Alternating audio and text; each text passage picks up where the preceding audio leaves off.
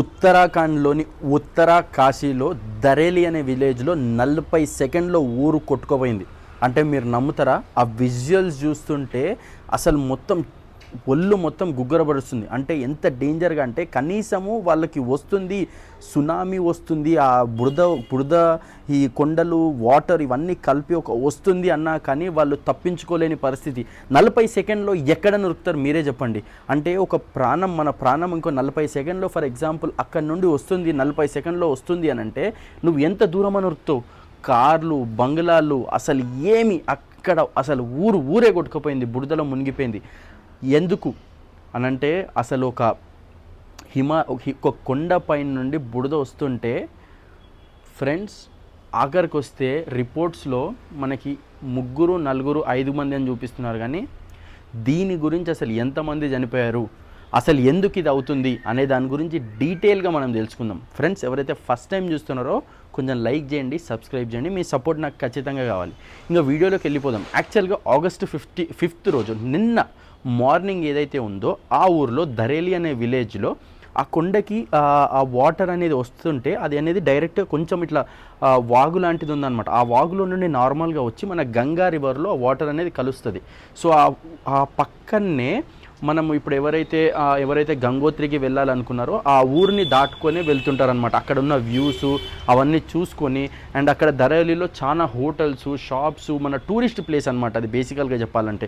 ఆ నదికి ఇరువైపులా ఒక సైడ్ ఇంకో విలేజ్, ఇంకో సైడ్ దరేలి అనే విలేజ్.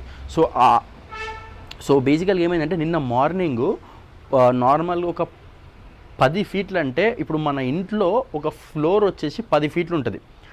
దాన్ని మీరు అర్థం చేసుకోండి అని అంటే 1230 ఫీట్లు, అంటే మీరు అర్థం చేసుకోండి ఎంత పైన ఉంటుందని.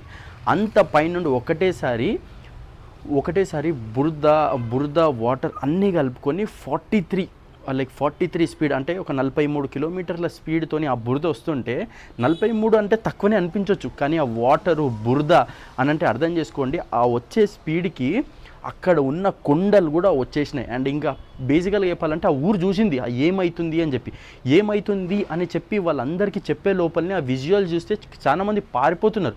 ఎక్కడని పారిపోతారు?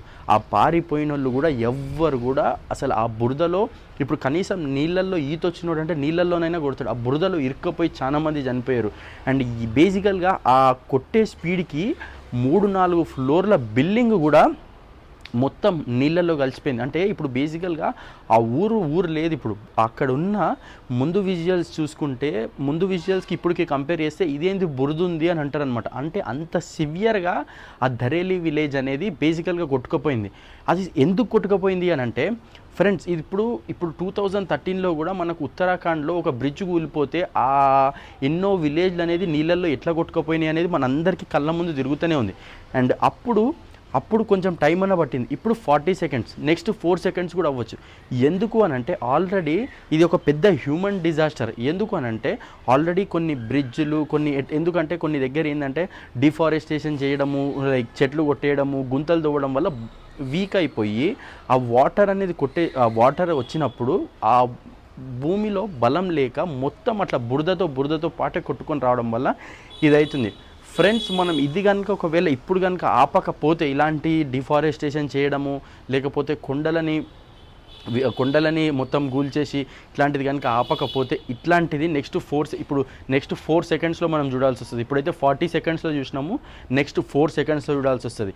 ఇంకోటి ఏంటిదంటే మన రిపోర్ట్స్ ప్రకారం అయితే ఒక 4 to 5 మెంబర్స్ చనిపోయారు అని చెప్తున్నారు. కానీ అక్కడ లోకల్స్ ఏమని చెప్తున్నారంటే 200 నుండి 300 మంది అయితే లోపల ఉన్నారు అని చెప్తున్నారు. అండ్ ఇక్కడ 4 to 5 అంటే అది నమ్మేటట్టు విజువల్స్ కూడా కనబడతలేవు. ఎందుకు అని అంటే ఇప్పుడు ఆర్మీ వాళ్ళు కానీ అక్కడ వెళ్ళడం కూడా చాలా కష్టమవుతుంది. ఎందుకంటే వాటర్లో ఎత్తుకోవచ్చు, బురదలో ఎక్కడ ఎత్తుకుతారు, ఎక్కడెక్కడ ఇరుక్కపోయినారు అని చెప్పి కూడా తెలియదు.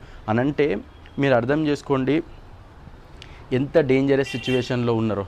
అండ్ ఫ్రెండ్స్, ఇట్లాంటి మనం ఆపాలి అని అంటే మన వంతు సాయంగా మనం ఏం చేయొచ్చు అని అంటే ఇప్పుడు ప్రజెంట్ అయితే ఏం చేయొచ్చు అంటే మనకి ఉత్తరాఖండ్లో మన వెబ్సైట్ ఉంది ఒకటి.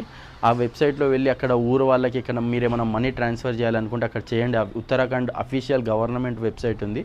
ఆ వెబ్సైట్లోకి వెళ్ళి 1 రూపీయో, 5 రూపీయో, 10 రూపీసో మీకు దోచినంత అంటే ఆ దగ్గరలో ఉన్న లోకల్ ఎయిడ్స్కి హెల్ప్ అవుతుంది. అండ్ ఇంకోటి నంబర్స్ కూడా ఉన్నాయి.